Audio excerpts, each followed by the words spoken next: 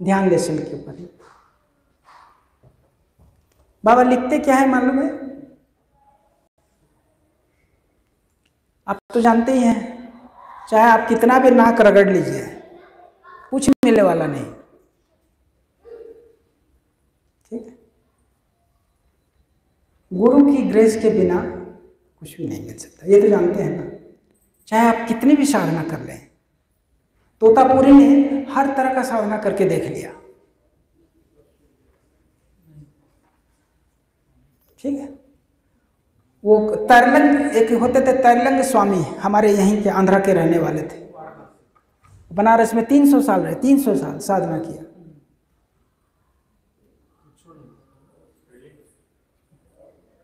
ठीक है, तो इसलिए मैं ये कहना चाह रहा हूं, बाबा बोलते हैं सारी साधना क्या है, जितने आप साधना करते हैं सब जीरो है ना। जितने भी आप साधना करते हैं, first lesson, second lesson, third lesson, fourth lesson, sixth, सब क्या हो गया। लेकिन इसमें गुरु है नंबर, देखिए कितना पावरफुल हो गया। देखिए एक नंबर आने से कितना पावरफुल हो गया। देखिए ये है गुरु। गुरु के बिना हमारी साधना कुछ भी नहीं। पहले तो हम है ही नहीं, तो हम साधना कहाँ से करेंगे? बिना गुरु हम है ही नहीं, हम है ही नहीं तो साधना कहाँ से आ जाएगा? ठीक है, तो इसलिए सब कुछ गुरु के कृपा से ही होता है। इसलिए बाबा ने गुरु के लिए 3 लेसन का निर्माण किया। ये तो सब जानते हैं, 3 क्या, उसका चौथा पार्ट भी है, लेकिन 3 ही मान के चलिए। कौन कौन सा? गुरु सकाश बनाया, गुरु ध्यान बनाया, गुरु पूजा बनाया। ठीक है, इतने भी, ये 5 जो बाकी जो लेसन है वो अलग है, गुरु ने अपने लिए इतना सारा चीज बना लिया। गुरु ध्यान के बिना साधना हो ही नहीं सकता है। और हमारे जीवन की शुरुआत कहाँ से होता है? गुरु सकाश से। ये सभी लोग को पता है ना। आनंद मार्ग का दिनचर्या कहाँ से शुरू होता है? कौन कौन जानते हैं? अभी भी कुछ अंबे अक्का मीके तेलेदा నేను చెప్పేశాను కదా। ठीक है, कितने लोगों को गुरु सकाश का मंत्र संपूर्णतः याद है? पूरा याद है परफेक्टली। ठीक है, अभी देखो मैं जैसे ही परफेक्टली बोला तो कुछ लोग, कुछ हाथ धीरे से दब गया, उठाए थे धीरे से नीचे कर दिया। ऐसा नहीं चलेगा। ठीक है, ठीक है, गुरु सकाश के मंत्र को आप पूरे, क्योंकि बिना गुरु का हमारा दिन शुरू ही नहीं हो सकता है।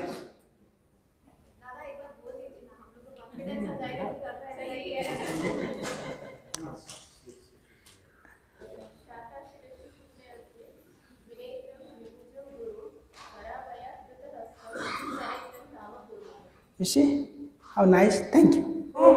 मेरा कहना है, क्योंकि बाबा लास्ट में 1990 में शरीर छोड़ने के कुछ ही दिन पहले ये गुरु सकाश मंत्र दिए। एक तरह से आप कह सकते हैं कि this is the last contribution of Lord Anand Murthy ji into the meditation world. उन्होंने और बहुत सारे दिया, गुरुकुल दिया, ये सब कुछ दिया, लास्ट डे तक देते रहे, लेकिन साधना जगत के लिए, हम साधकों के लिए जो लास्ट आशीर्वाद था वो गुरु सकाश।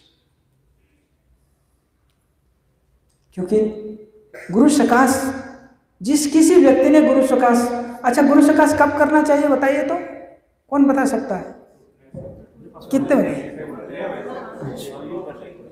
अच्छा दिन में कितने बार करना चाहिए?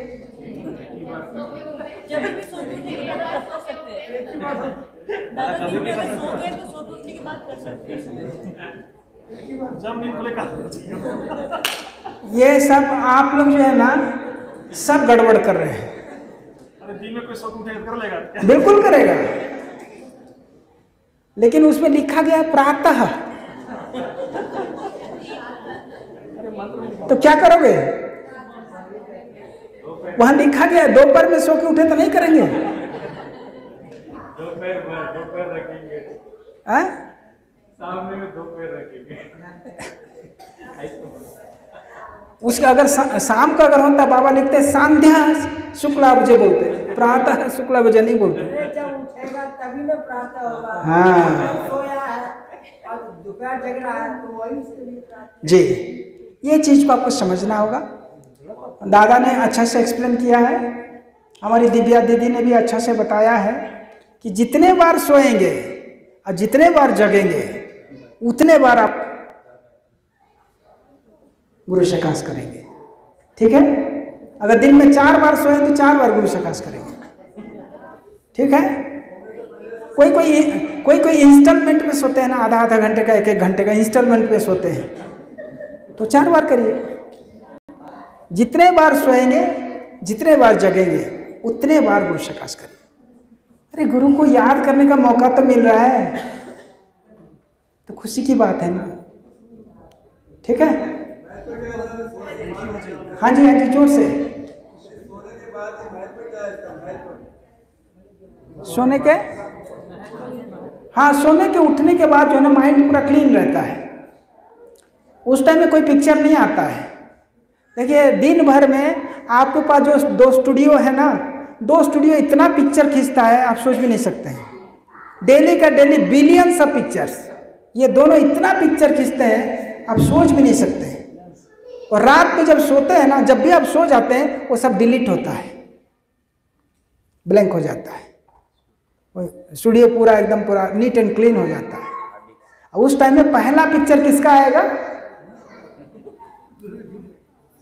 कितना मजा आया बोलो तो। जब आप पूरा नीट एंड क्लीन करके पूरा माइंड को साफ करके गुरु का पिक्चर को पहले लाते हैं बड़ा भय मुद्रा में, इससे बड़ा और ग्रेस क्या हो सकता है। ठीक है, तो इसलिए बाबा ने नियम दिया है कि प्रातः शिरसि शुक्लभ्य द्विनेत्रम देहुजम गुरु वराभय कृत हस्तम स्मरेतम नाम पूर्वकम।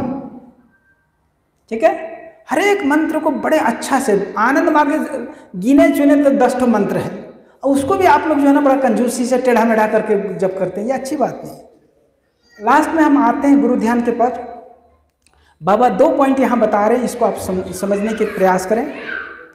बाबा बोलते हैं कि प्रथम लेसन के द्वारा सविकल्प समाधि का प्राप्ति होता है, लेकिन निर्विकल्प समाधि सिर्फ गुरु ध्यान से ही संभव हो सकता है।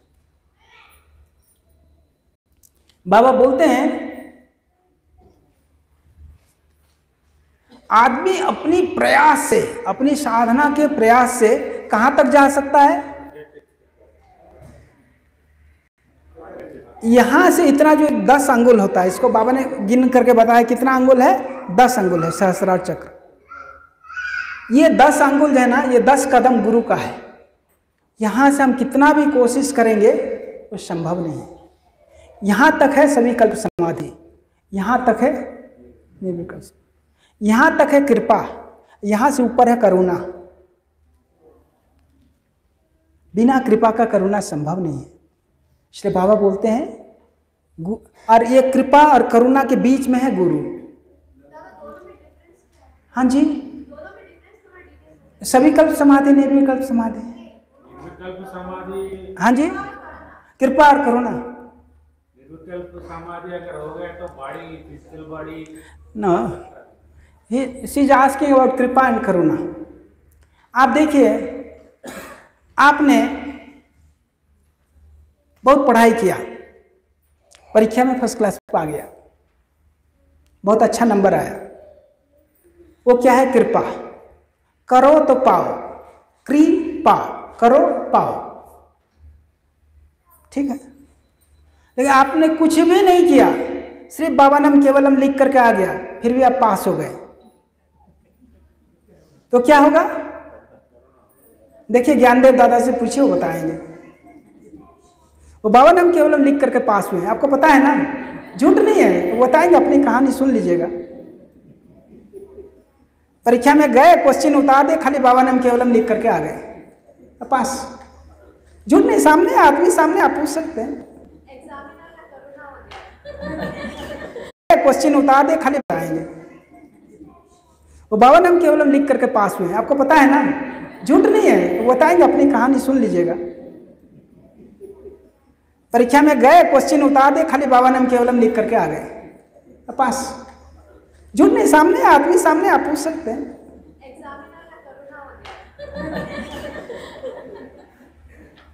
ठीक है, तो मैं ये कहना चाह रहा हूं कि गुरु की करुणा कब किस पर क्या कर दें कोई ठिकाना नहीं है। इतनी करुणा करते हैं सोच नहीं सकते हैं।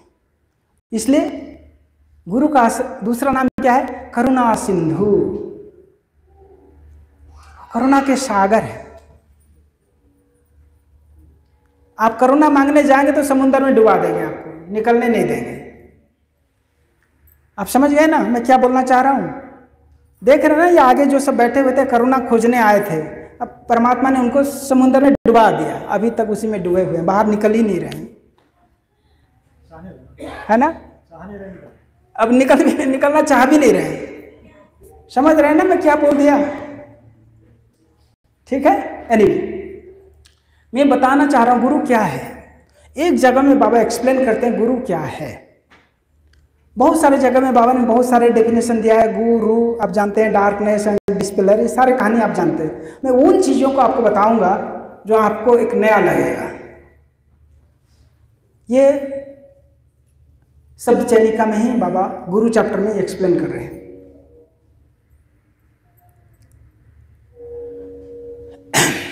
आपके कितने पिताजी हैं मालूम है?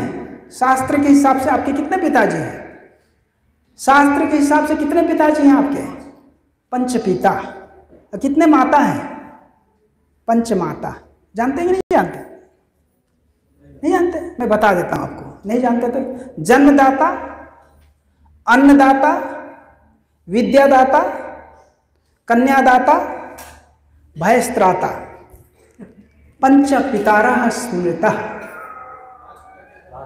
भयस्त्राता जो आपका डर हटाता है, भयस्त्राता डर को हटाने वाले। पंचपितरः स्मृतः,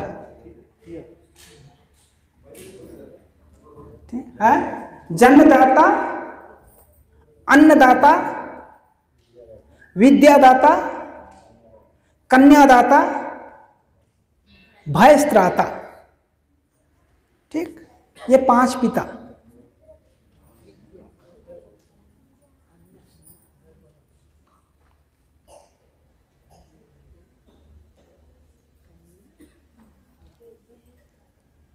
ठीक है।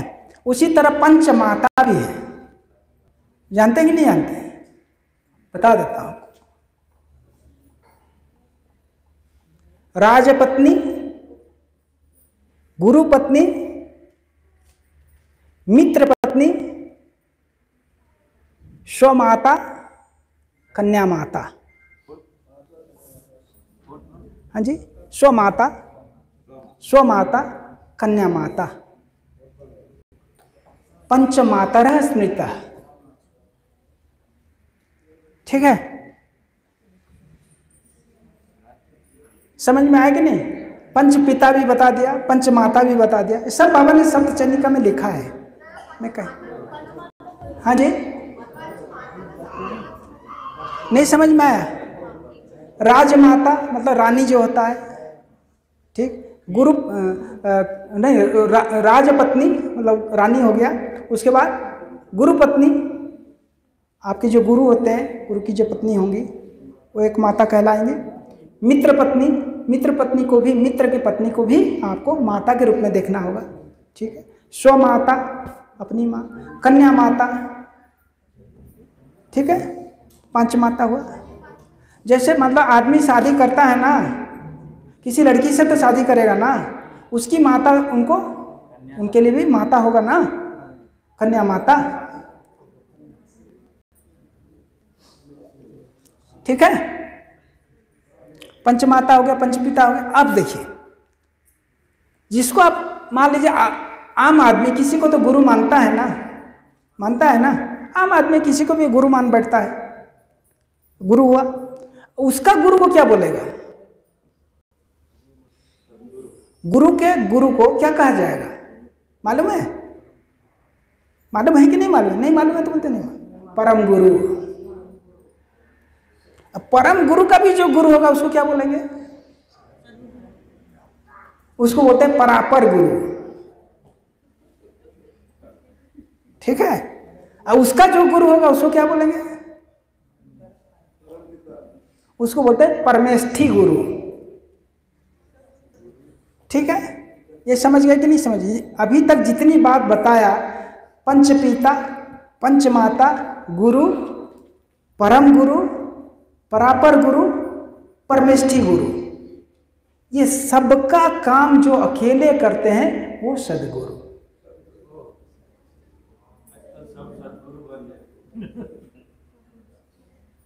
कितने सुंदर ढंग से बाबा ने समझाया है। परमेष्ठी गुरु। अब सोचिए कि सदगुरु कहलाना, आपको मैंने क्या बोलते मेजरिंग रॉड दे दिया, अब आप नाप लीजिए कौन कौन सदगुरु हैं। इतने सारे पंचपिता, पंचमाता और ये 4 प्रकार के जो गुरु बताया, ये सबका काम जो अकेले निर्वहन करते हैं परफेक्टली, उससे भी अधिक करते हैं वो सदगुरु। कैसा लगा आपको ये डेफिनेशन? ठीक है? बहुत काम, गुरु का बहुत बड़ा काम है।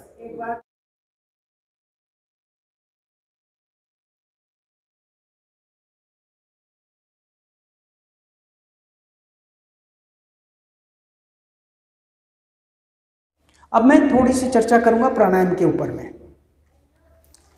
यहां पर प्राणायाम प्रैक्टिशनर कितने लोग हैं? जरा जोर से हाथ उठाए, लंबा, हम गिनना भी चाह रहे, देखना भी चाह रहे। मतलब इतने खतरनाक लोग हैं हमारे पास।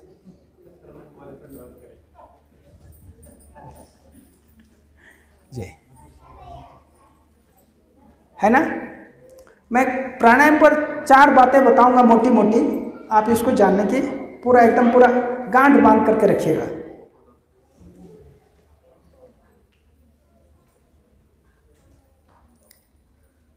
आपको मैं बता दूं,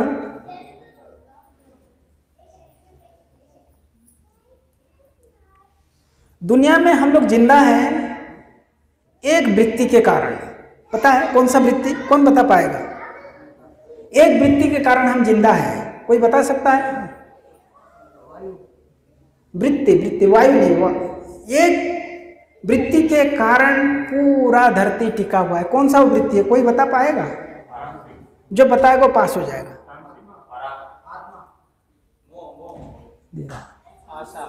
दादा बता रहे हैं, देखिए दादा बता रहे हैं, वो क्या है? आशा वृत्ति।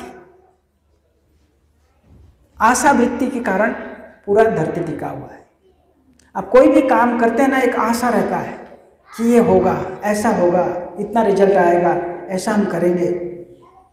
बिजनेस में आपका घाटा भी लग गया तो दूसरा आशा रहता, मैं दोबारा ऐसे करूंगा, फिर टिक जाऊंगा, फिर आगे बढ़ जाऊंगा। परीक्षा में फेल हो गए, फिर एक आशा रहता, नहीं मुझे ऐसे करना है। ठीक, अगर अचीव किए तो दूसरा गोल फिक्स हो जाता, एक आशा लेकर के। सब कोई दुनिया में जिंदा रहता आशा को लेकर के। वो आशा वृत्ति कहाँ है पता है? आशा वृत्ति कहाँ है? समझ गए? अनाहत चक्र में, लेफ्ट डाउन, बाएं तरफ का, बाएं हाथ का निचले हिस्सा में, यहाँ पर आशा वृत्ति होता है। ठीक है? तो बाबा बोलते हैं कि अगर किसी का आशा अगर टूट गया, आशा अगर उसका अगर किसी तरह से बाधित होता है तो उसका धड़कन तेज हो जाता है, हार्ट बीट बढ़ जाता है, और तेजी से अगर बहुत गहराई से अगर आशा को अगर चोट लगी है तो हार्ट अटैक आना स्वाभाविक होता है। बहुत सारे लोग देखते ही हैं कि कोई रिश्तेदार का अगर डेथ हो जाता है, सुनते ही उनका भी हार्ट फेल हो जाता है, आशा टूट जाता है। एक कमाने वाला लड़का था घर में, किसी कारण से एक्सीडेंट में उसका डेथ हो गया, सुनते ही माँ का भी डेथ हो जाता है, आशा टूट जाता है। बाबा बोलते हैं इस चीज़ को। ठीक है? तो इसलिए इस आशा वृत्ति को मजबूत और स्ट्रांग बनाने के लिए, आशा वृत्ति को 100% पॉजिटिव बनाने के लिए जरूरत है प्राणायाम का। पहली बात समझ में आ गया कि प्राणायाम जो है आशा वृत्ति को बहुत स्ट्रांग कर देता है, इतना स्ट्रांग कर देता है कि हजारों धक्का लगने से भी वो टूटता नहीं है। ज्यादा बताएं? हाँ जी,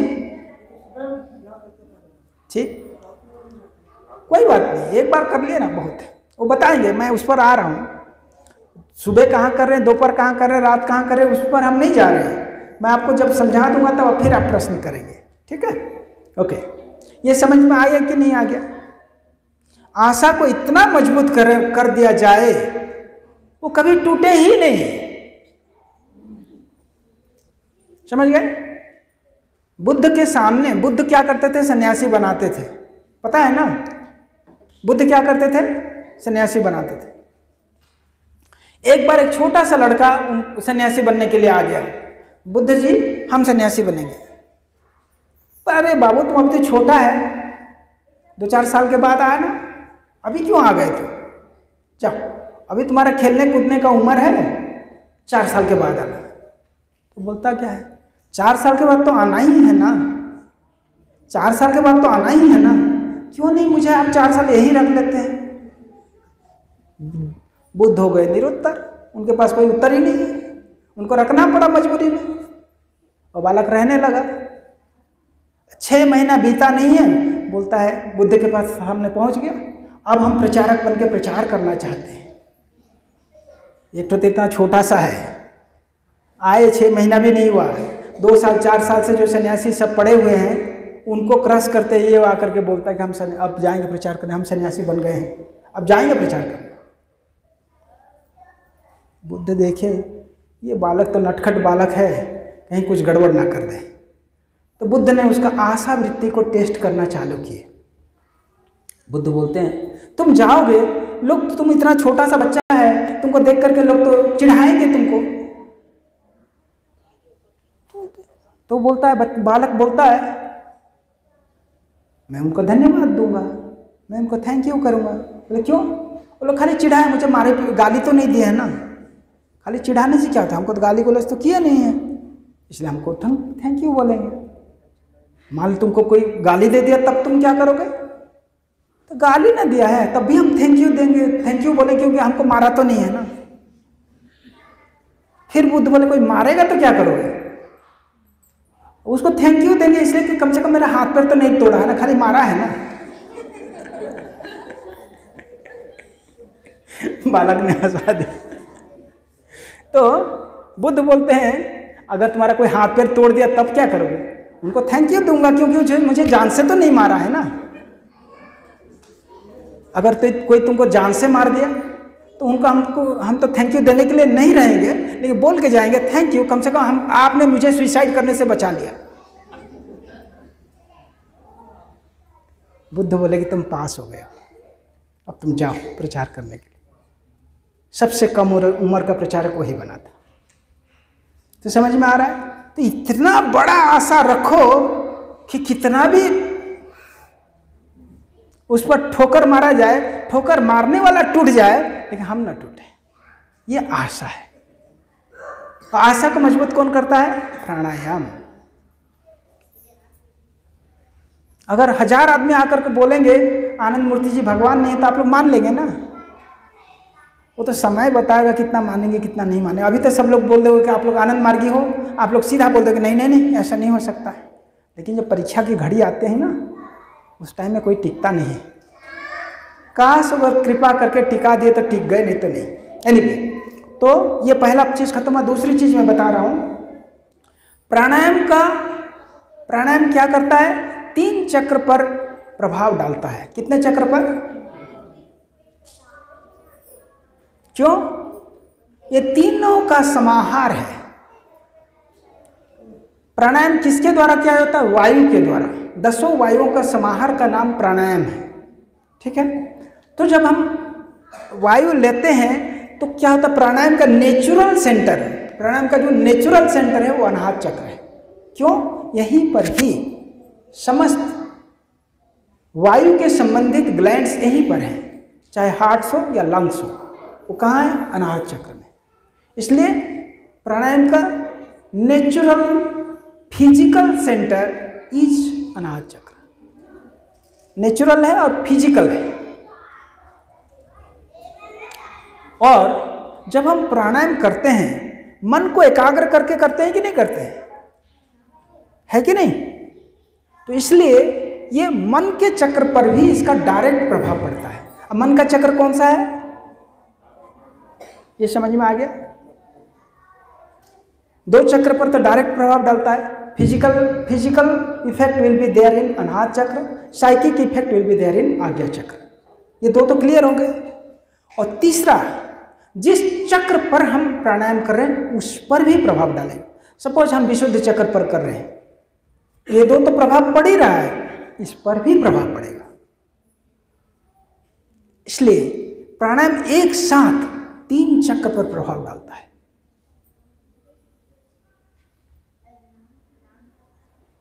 और बाबा बोलते हैं इन तीनों चक्रों के एरिया में जितने वृत्ति आते हैं वो वृत्ति को दृढ़ता पूर्वक नियंत्रण करता है प्राणायाम, बहुत स्ट्रांग से। जैसे बदमाशी करता है ना बच्चा, तो आप क्या करते हैं? कस के पकड़ते हैं, कहीं चले ना जाए, हाथ से छुड़ा करके भाग ना जाए। ठीक है? उसी तरह से तीनों चक्र के एरिया में जो भी वृत्तियां आते हैं उसको बलपूर्वक या फोर्सफुली उसको नियंत्रण में लाता है कौन? प्राणायाम। अब बाबा बोलते हैं इसलिए प्राणायाम के बाद, प्राणायाम के तुरंत बाद इन वृत्तियों का असर मन के ऊपर में बहुत कम हो जाता है। इसलिए मन बहुत ही ज्यादा शांत हो जाता है। और बाबा कहते हैं that is the best time to do your dhyan lesson. दूसरा पॉइंट समझ में आया? क्लियर है?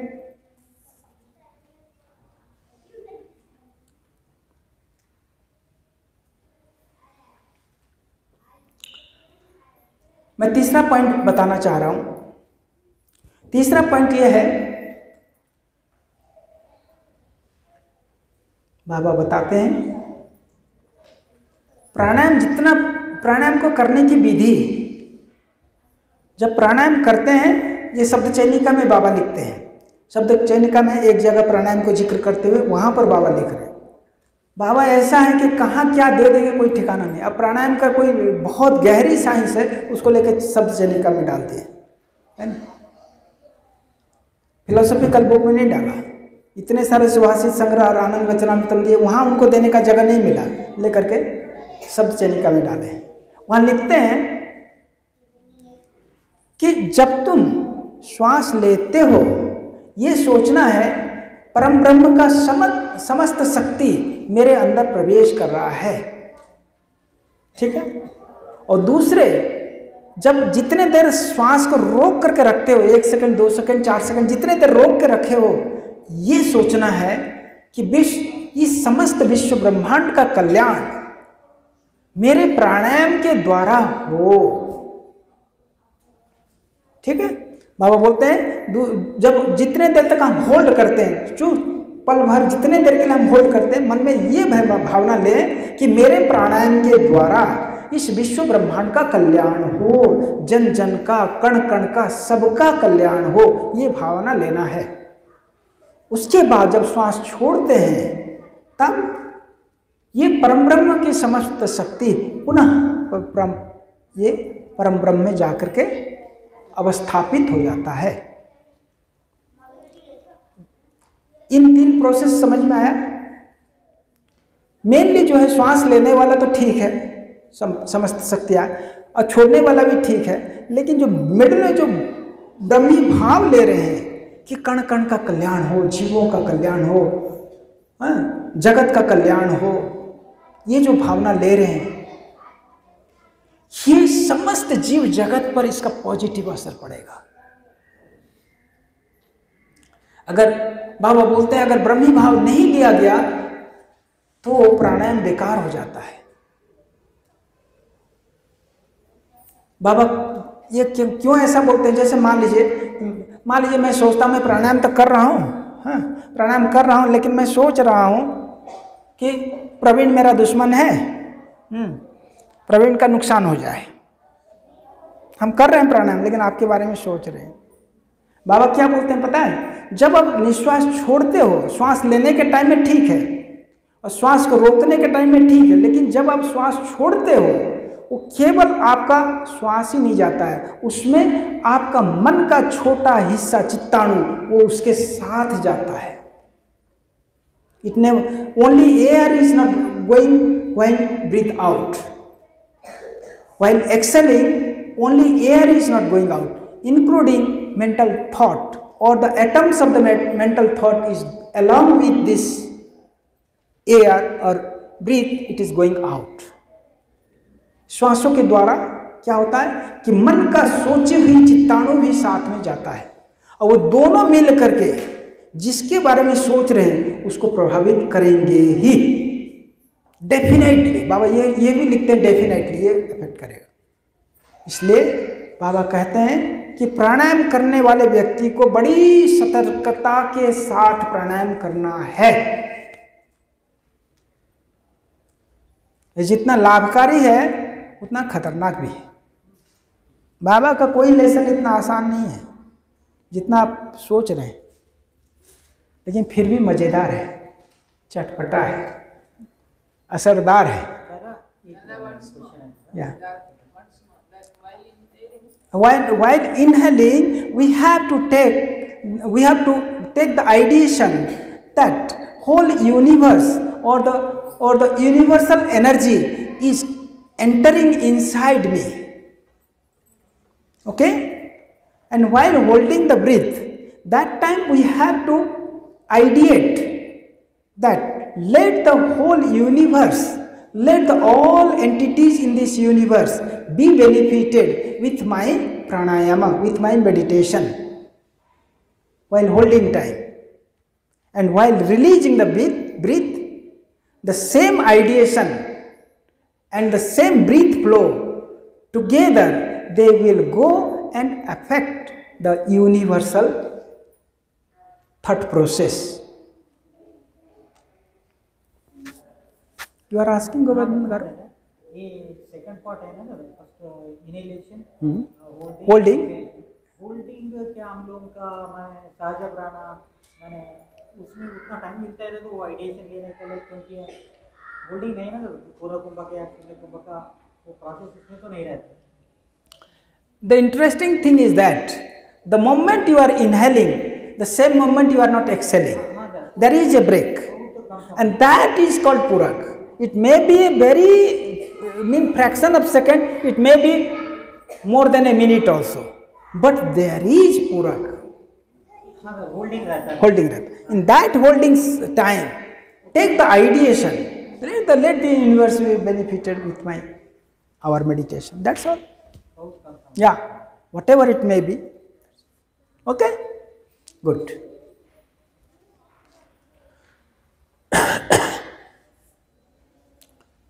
Next point.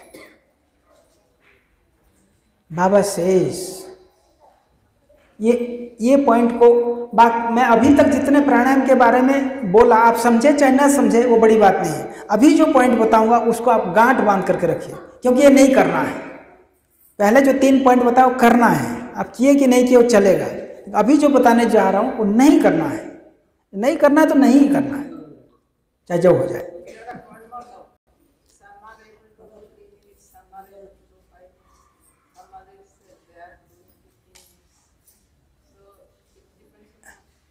Yeah, you are right, Didi, because different people having their time duration, different time duration, 3 minutes, 2 minutes, 5 minutes, 10 minutes, whatever it may be. It depends upon what type of pranayama they are practicing. That is one thing. And second thing, that without knowing details, it is hard to say anything. Because Baba has designed in Anand Marga system, there are 4 types of pranayama. for spiritual pranayama. 4 types of spiritual pranayama and 5 types of physical pranayama. Total 9 pranayams are there. Even if you will add a few more are there, according to yogic treatment, that will be even more. Maybe 10 or 12 pranayamas are there. But spiritual pranayama are 4. ठीक है? साधारण प्राणायाम, सहज प्राणायाम, अंतर प्राणायाम and wishes pranayama. There are 4 spiritual pranayams are there. It depends on who is practicing and what pranayam is practicing. Without knowing that, I cannot say anything. Okay? That's why it depends on which type of pranayam. The Vishesh pranayam, it takes even more than 15 minutes. Yeah. It depends on the how everybody having the different the breathing span. Someone is breathe. It depends actually. I cannot exactly say that this many minutes has to be taken. We cannot fix it. Some people are there, they can hold their breath for a long time. Some people, they cannot hold that much. Some people, they take very long breath and some people take very little breath. So it depends, Anyway, right. So, मैं कहाँ था, मैं भूल गया. हाँ, ये test है, आपने कितना याद रखा. याद तो था ही, मैंने झूठ बोला है. ठीक है. परीक्षा लेने के लिए कभी कभी ये बहाना बनाना पड़ता है. आप लोग कितना अटेंटिव है. अटेंटिव है तो मजा आता है ना. अच्छा, बाबा बोलते हैं अगर आपको किसी कारण से अगर सर दर्द हो रहा है, हेडेक, प्राणायाम नहीं करना. सर दर्द है, नो प्राणायाम. ठीक है. दूसरी, मन की चंचलता, मन की अगर स्थिरता नहीं है, मन चंचल है, नो प्राणायाम. मन चंचल कब होता है? मन 2 कारण से चंचल होता है. बाबा बताते हैं अगर आदमी बहुत दुखी है, इम्बैलेंस्ड माइंड, इम्बैलेंस्ड माइंड में कभी आप प्राणायाम नहीं करेंगे. अगर आपको बहुत ज़्यादा गुस्सा आया है, क्रोधित हैं आप, प्राणायाम नहीं करेंगे. बहुत ज़्यादा डरे हुए हैं, प्राणायाम नहीं करेंगे. ये सब है मन की विचलित अवस्था. Mind is not in balance condition due to any reason, but specially for anger. Baba specially mentioning anger. If you are any way in agitation और anger, please don't practice pranayama. You can practice other lessons, leave pranayam. Otherwise, your pranayama will harm yourself. दूसरे को affect करेगा ही और दूसरे का असर आप पर पड़ेगा, इसलिए दोनों का पर प्रभाव पड़ेगा. इसलिए प्राणायाम पर बहुत सतर्कता के साथ आप प्राणायाम करें. ठीक है, क्लियर. अब बाबा बोलते हैं pranayama is the technique which makes a balance between body, mind and soul. तीनों को बैलेंस करता है.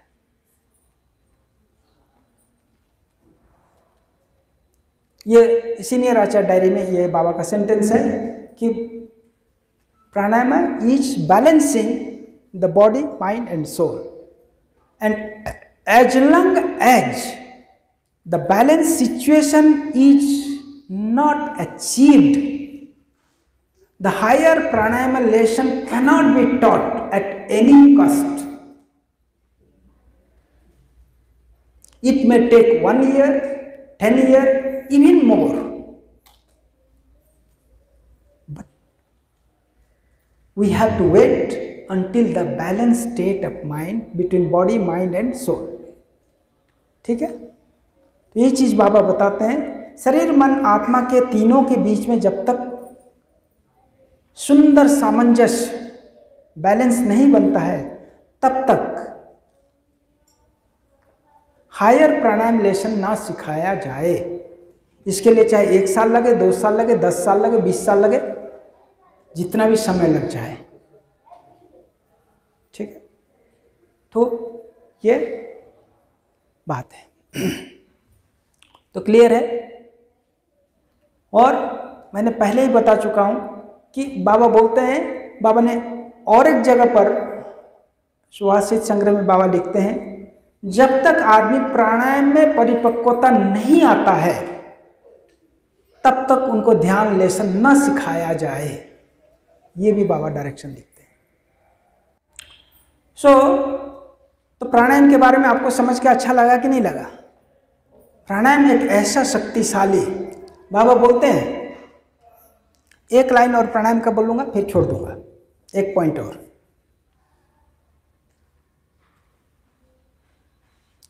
The benefit of pranayam that I want to say, just one point, benefit of pranayam.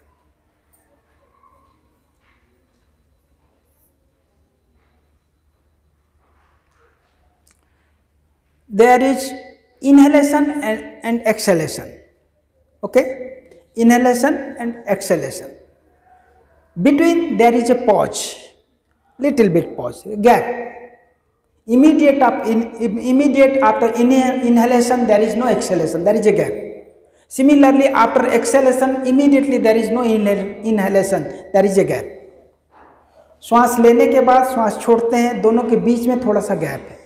उसी तरह श्वास छोड़ने के बाद तुरंत हम श्वास नहीं लेते हैं, वहां भी एक थोड़ा सा गैप है। ठीक है। Inhalation and exhalation both are called speed. According to Baba's language, both are called speed. Inhalation and exhalation both are speed. And pause between the two, inhalation and exhalation, there is a pause. Exhalation and inhalation, there is a pause. So both the pause. Okay, it is a speed and pause. Okay. Inhalation, exhalation. Here is a pause. Here is a pause. Inhalation. This goes like this. See. Inhalation, then purak or pause. Then exhalation, then there is another pause. Then inhalation, another pause. Then exhalation, another pause. It goes like this. There is a gap. Okay, gap is called pause. Baba says, can you say, Gyandev ji, what is this? Gyandev Dadaji, are you sure? How do you know? Marker. But how you know? You know, this is what, how pranayama is involved, that I want to explain. Of course, the light is reflecting, it is going to you. You can give the scientific reason, that's true. But I want to give you the pranayama reason behind the receiving or conception, information what we are achieving. That I want to tell you in the light of pranayama. So these all are speed. These all are speed, and this is pause.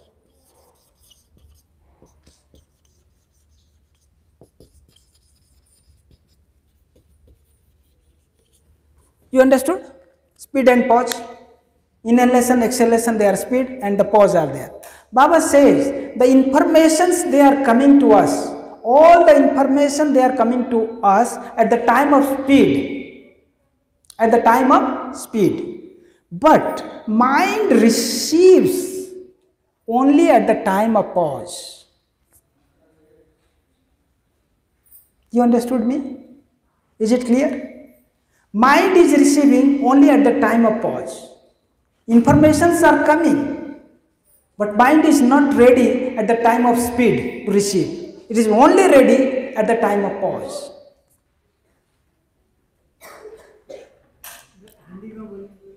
हाँ जी in the last he will speak everything. Govardhan Dada is taking the note. In the last he will summarize everything. हाँ जी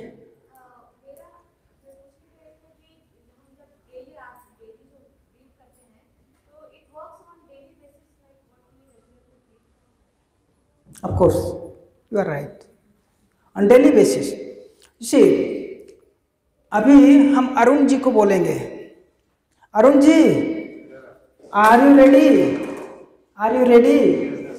Can you run up to the gate and come back? देखिए वो ready है। अब जब वो दौड़ करके आएंगे, मैंने कहा आप दौड़ करके जाइए कहाँ तक? गेट तक। गेट देख रहे हैं ना कितना दूर है हमारा लास्ट गेट, वहां तक दौड़ के गया और तेजी से दौड़ना है और दौड़ करके फिर दौड़ करके आना है। वो आ भी गए। जब आ गए तो आप जानते हैं ना, उसी टाइम में जब दौड़ करके तेज से दौड़ के आएंगे पसीना पसीना हो करके, हम बोलेंगे ये पढ़ लीजिए आपके लिए कुछ मैसेज है। हो जाएगा ना? क्यों नहीं हो रहा है? उस टाइम में pause period becomes 0. There is no pause period. If there is no pause period, mind cannot receive anything. It's very simple. It's clear? हाँ, right. देखिए अरुण जी ने सब बता दिया। तो इसलिए आप देखेंगे कभी आप गहरी चिंतन कर रहे हैं ना, बहुत डीप चिंतन में आप लगे हुए हैं, आप देखिए breath becomes very very slow. That means breath slow means pause period is increasing, pause is increasing. That's why the deep thought comes when the pause period is longer. And pranayama is the technique. Baba says pranayama is the artificial technique. It is not natural. Artificial technique to increase the pause period. And Baba says the same artificial longer pause period slowly and steadily becomes natural for you. And when there is only pause period and there is no speed, that becomes samadhi.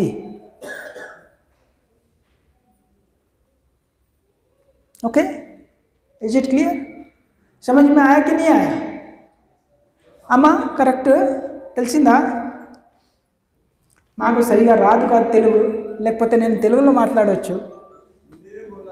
हाँ जी हाँ जी बोलिए. हिंदी? अच्छा हिंदी में बोल देना.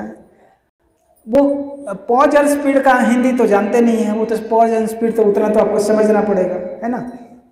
तो pause period जितना लंबा होगा उतना ही हमारा मन शांत होगा, हमारा चिंतन बहुत गहराई में जाएगा।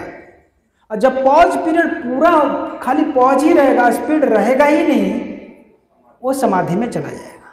इतनी सी बात है, ठीक है? क्लियर? मैं बहुत ज़्यादा तो बोल नहीं रहा हूँ, टाइम है ना? ठीक। तो प्राणायाम क्लियर हुआ? निशा दीदी कोई क्वेश्चन है आपको? ओके।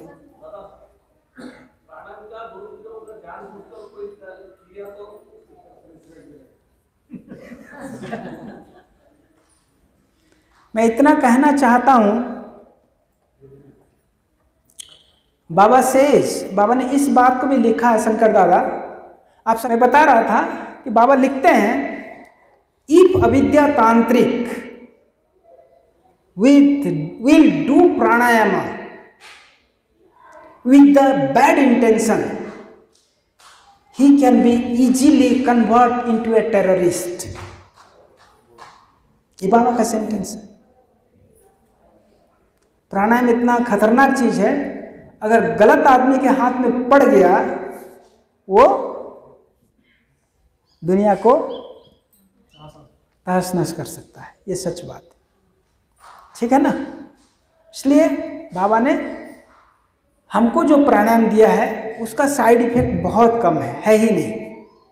बाबा इसलिए हम सारे मार्गी भाई बहन जो भी प्राणायाम प्रैक्टिस कर रहे हैं, ये नॉर्मल प्राणायाम है, जो स्पेशल प्राणायाम है वो दिया ही नहीं है। नहीं तो हम लोग की कोई कम नहीं है।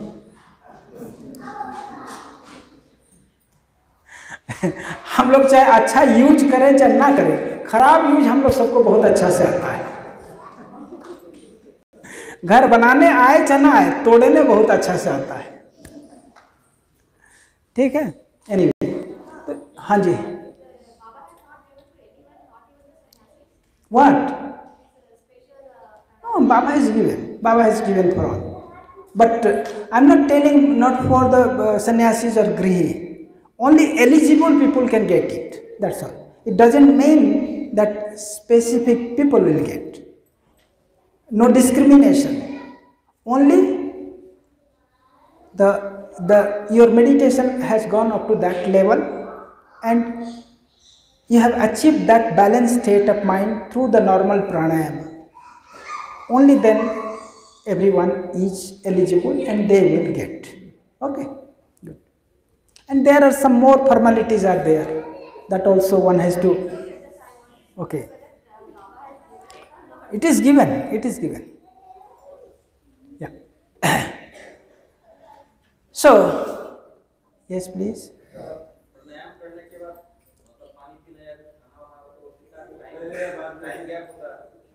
बहुत इमरजेंसी है क्या आपका?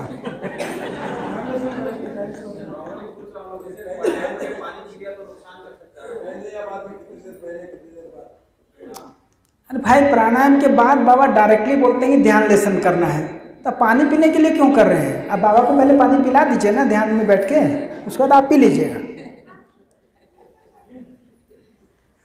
ठीक है, प्राणायाम के बाद ध्यान लेसन करना ही करना है।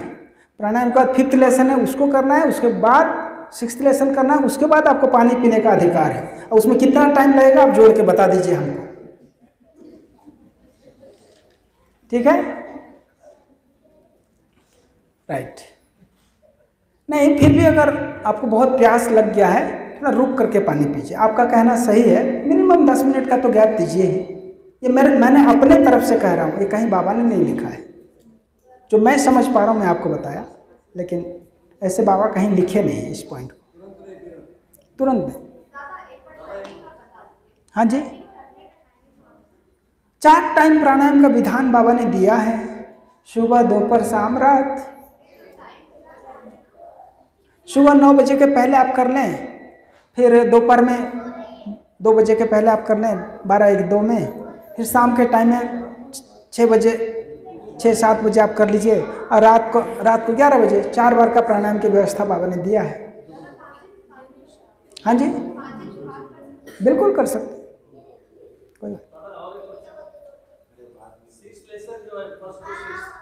कोई एक साथ में करना है। कभी-कभी आलस आता है, कभी-कभी कंटाळा आता है, तो ब्रेक करके कर सकते हैं। आपको कोई माफी नहीं देंगे हम, आपके लिए माफी नहीं है। और कोई पूछेंगे तो हम माफ कर देंगे, आप लोग पूछेंगे तो माफी हो जाएगा। शंकर दादा हमारे संस्था का बहुत बड़े पिलर है, पता है ना, वो तात्विक हैं। उनके लिए, आपके लिए परमिशन नहीं है। आपको पूरा लेसन करना है, एक साथ करना है, नो ब्रेक। आप पूरे करेंगे तभी पानी पिएंगे। ठीक है, इमरजेंसी में अगर प्यास लग गया तो पानी पी लीजिएगा। सब ऑप्शन खोल के रखना चाहिए ना, नहीं तो फिर बंद कर दें तो कल आकर हमको बोलेंगे दादा आपने बताया इसलिए मेरा। ठीक है, ओके। हाँ जी,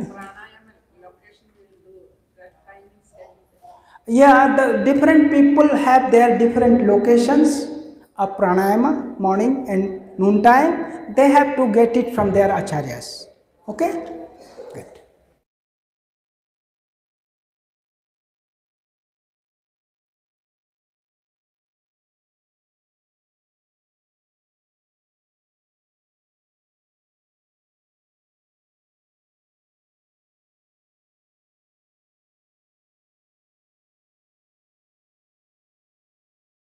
अब मैं थोड़ा सा 3rd लेसन के पर प्रकाश डालूंगा।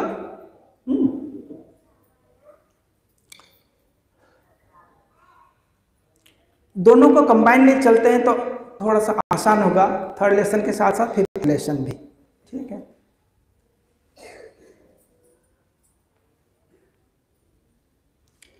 माइक्रोबाइटा का चैप्टर को डिस्कशन करते हुए, और योगा साइकोलॉजी में भी एक चैप्टर है, दोनों चैप्टर को मैं कंबाइनली बता रहा हूं। एक जगह पर बाबा बोलते हैं,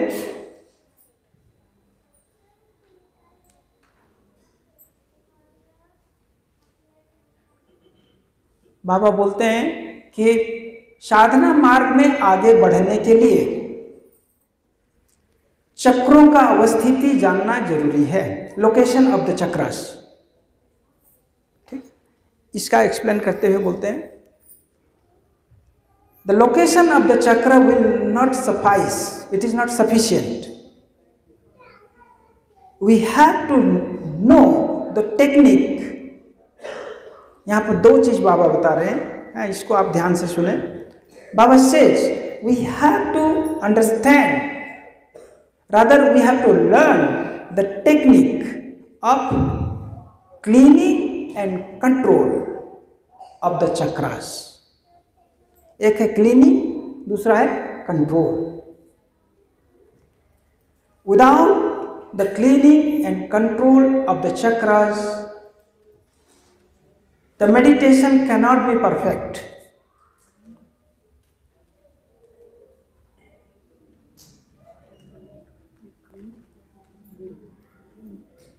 चक्र नियंत्रण के साथ साथ चक्र परिशोधन की प्रक्रियाएं जानना होगा, सीखना होगा और पालन करना होगा।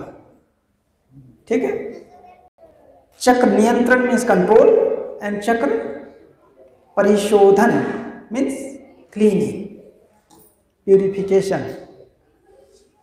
दो चीज समझ में आया?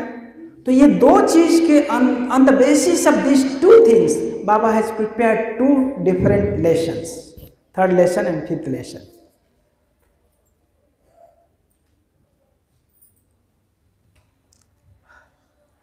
Third lesson is to control, third lesson for control of the chakras, and fifth lesson is for the purification, cleaning. Is it clear? And in order to control the chakras, we use the Bija mantra, and for cleaning we use the Ishta mantra. ये बात समझ में आ रहा है? Clear है दादा? Repeat, okay. For cleaning the chakras, purifying the chakras, we are using Ishta mantra, which is there in fifth lesson. And in order to control the chakras, we use Bija mantra, which is there in third lesson. इतनी चीज तो मोटी मोटी बात तो आपको समझ में आ जाता है ना, क्योंकि दोनों लेसन सिमिलैरिटीज है, सिमिलर जैसा दिखता है, लेकिन दोनों में अलग अलग उसकी परफॉर्मेंस या उसका रिजल्ट अलग अलग है। ठीक,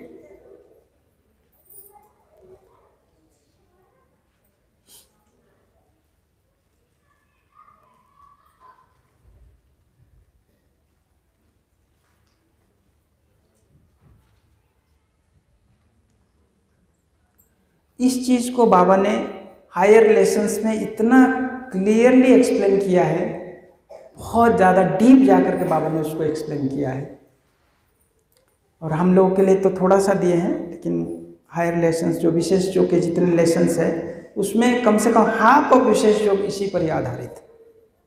इतना ज़्यादा इसको फोकस किया है बाबा ने। तो एनीवे, तो ये दो चीज़ समझ में आ गए। तो बीज मंत्र का हमने फर्स्ट डे में जब डिस्कशन कर रहे थे मंत्र पर, उस दिन हमने बहुत अच्छे तरीके से बीज मंत्र होता क्या है, क्यों बनता है, कैसे बनता है। बीज मंत्र means the existential sound which gives a clear picture about some action or some entity, that is called बीज मंत्र। बीज मंत्र वो है कोई व्यक्ति या कोई क्रिया का, एक्शन का, उसका अस्तित्व का प्रमाणित करता है। बड़ी मजे की बात है,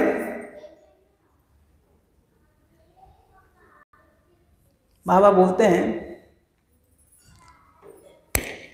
आपको सुनाई दिया क्या चीज है? आप लोग बता कैसे दे रहे हैं भाई? आप लोग सब पास हो गए। तो ये जो साउंड आपने सुना अभी, ये क्या है? ताली का बीज मंत्र है। ये आवाज तो आपने सुन लिया, लेकिन कुछ एक्शन ऐसा होते हैं बिना साउंड का होते हैं, तो उसका क्या होगा? बीज मंत्र, उसका बीज मंत्र होगा कि नहीं होगा? बाबा एग्जाम्पल देते हैं, जैसे हमने हंस दिया आप लोग हंसिए ना तो ये तो बीज मंत्र तो हा हा समझ लिया, ठीक है।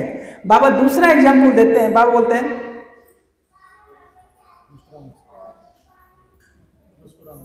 इसका तो साउंड ही नहीं निकल रहा है, तो इसका बीज मंत्र क्या होगा? इसका बीज मंत्र होगा कि नहीं होगा? होगा? कैसे होगा बताइए? तो इसमें तो कोई साउंड ही नहीं निकला है। नहीं, बाबा बोलते हैं देखो तुम्हारे होठ तो हिला ना, जब आप स्माइल करते हैं, मुस्कुराते हैं, तो आपका होठ का पोजीशन चेंज हुआ, और वो जितना पोजीशन हुआ वो उतना वो क्या क्या जो हवा के साथ उसका संघर्ष हुआ, घर्षण हुआ कि नहीं हुआ? वो हिला, हवा भी हिला है उतना। आप जब मुस्कुराते हैं उस एरिया में जितना हवा था वो हिले है, हिलने से तो साउंड तो जरूर हुआ है, भले सुनाई दिया कि नहीं दिया वो अलग बात है, लेकिन उसका भी बीज मंत्र है।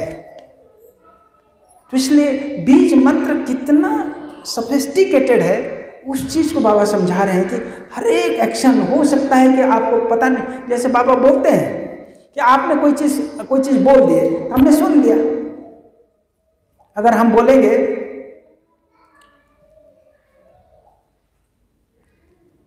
हमने बोला है, हमने कुछ बोला है, लेकिन आपने सुना क्या? तो इसका बीज मंत्र बनेगा कि नहीं बनेगा? इसका भी बीज मंत्र। लेकिन हमने खाली मन में सोच रहे हैं, देखिए हम मन में सोच रहे हैं, उसका बीज मंत्र होगा कि नहीं होगा? वहां तो कोई हवा तो हिला नहीं है, वहां तो कोई हवा नहीं था जो हिलेगा, हम तो मन में सोचे हैं, तो उसका बीज मंत्र कैसे बनेगा? बन सकता है कि नहीं बन सकता है? दादा, हम लोग के चेहरे पे एक्सप्रेशन आते हैं, हम सोचते हैं तो नहीं, हम चेहरे पर एक्सप्रेशन नहीं लाएंगे, हम आराम से सोचेंगे, तब क्या होगा? तब तो नहीं होगा ना बीज मंत्र। हाँ जी, होगा? अरे भाई ये तो बड़ा मुश्किल है, आप लोग मुझे धर्म संकट में डाल देते हैं। क्या होगा? बाबा बोलते हैं देखो हवा हिला कि नहीं हिला वो बड़ी बात नहीं, आपका मन हिल रहा है, इसलिए उसका भी बीज मंत्र बनेगा। तो समझ रहे हैं कि देखिए हर चीज के पीछे बाबा इतना सुंदर ढंग से लॉजिक देकर के समझा देते हैं, एक छोटा बच्चा भी आराम से समझ जाएगा। आनंद मार्ग दर्शन दुनिया के सबसे सरलतम दर्शन है, इससे जैसा सरल कोई है ही नहीं। और आप लोग तो साधक लोग हैं, आपको समझाना क्या है, आप तो पहले से ही समझे हुए हैं, ठीक है। तो ये बाबा का इतना सुंदर ढंग से समझाते हैं कि हर चीज के पीछे बीज मंत्र है। ये विश्व ब्रह्मांड बीज मंत्र पर ही टिका हुआ है। समस्त एक्सप्रेस्ड यूनिवर्स, जो कुछ आपको दिखाई दे रहा है, जितनी चीज आपको समझ में आ रहा है, ये सब किस पर टिके हुए हैं? बीज मंत्र पर। सबका बीज है।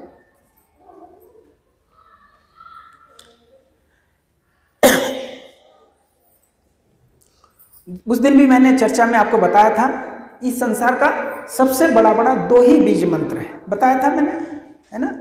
एक बीज मंत्र बताया था ओम, जो संसार का सबसे बड़ा बीज मंत्र है, सृष्टि स्थिति लय, ठीक है। और दूसरा बीज मंत्र बताया था क मतलब होता है कार्य ब्रह्म का बीज मंत्र। दो ब्रह्म को बाबा एक्सप्लेन करते हैं। देखिए एक ब्रह्म का कितनी अवस्था है पता है? कितनी अवस्था है ब्रह्म का? 3 अवस्था। ये 3 क्या क्या है? हाँ, मैं आपको बताता हूं। ये 3 ब्रह्म क्या है? क्षर ब्रह्म, अक्षर ब्रह्म और निरक्षर ब्रह्म, ठीक है। तो इसमें क्षर ब्रह्म का बीज मंत्र है, अक्षर ब्रह्म का भी बीज मंत्र है, लेकिन निरक्षर ब्रह्म का बीज मंत्र नहीं।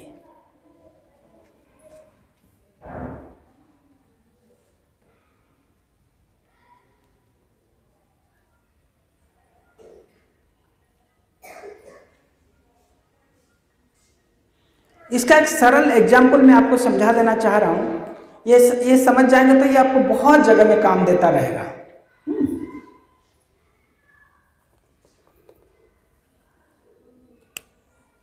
मान लीजिए हमारा मन है, ठीक है,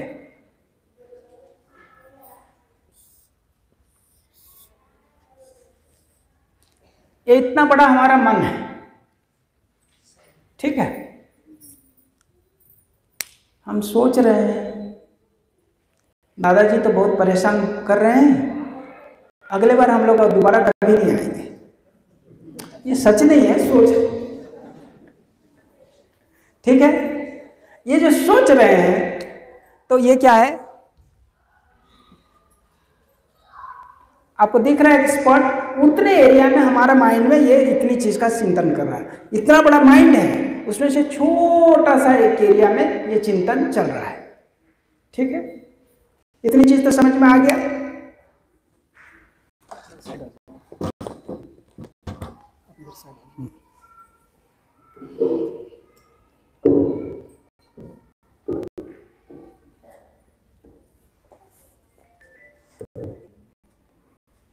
ठीक है, हमारा मन है, मन में एक छोटी सी कोई एक चिंतन आ गया, ठीक है, कि अगर मान लीजिए कि हमारे मन में चिंतन आए, प्रोग्राम खत्म होगा तो हम हैदराबाद चले जाएंगे। ये छोटी सी चिंतन आए, ये छोटी सी चिंतन, ठीक है।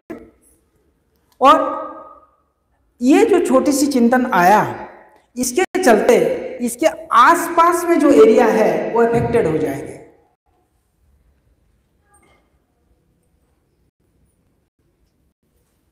आसपास के एरिया देख रहे हैं, जहां चिंतन था उसके पास का कुछ एरिया अफेक्टेड होगा, अब बाकी जितना एरिया है वो अनअफेक्टेड है, ठीक है।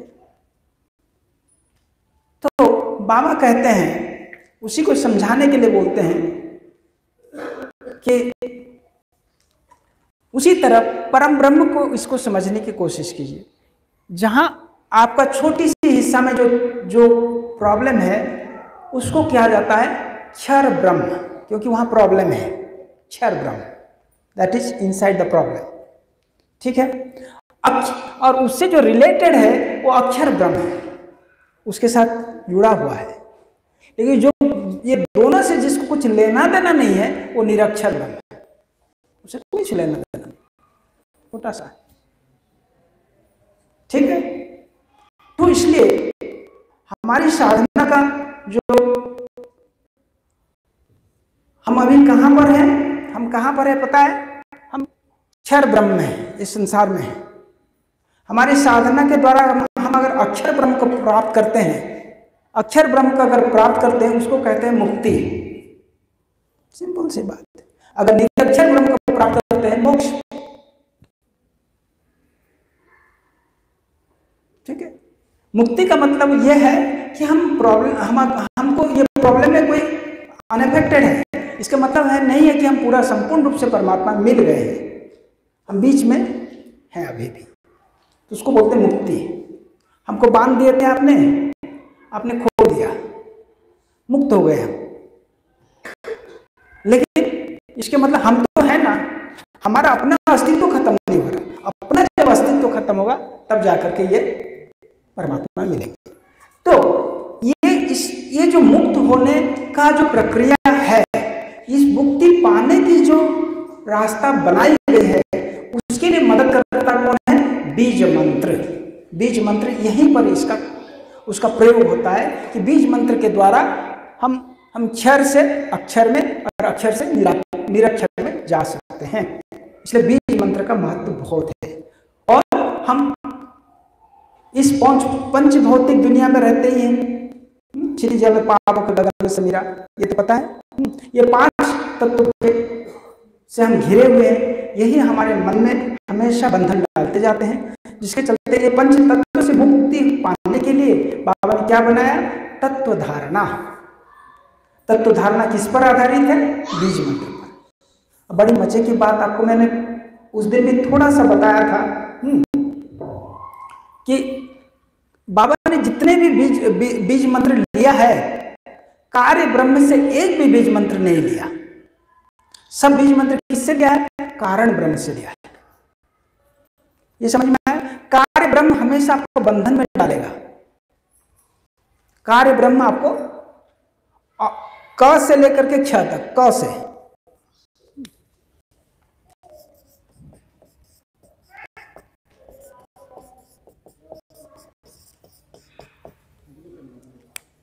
है ना? हाँ ठीक है। ये अ से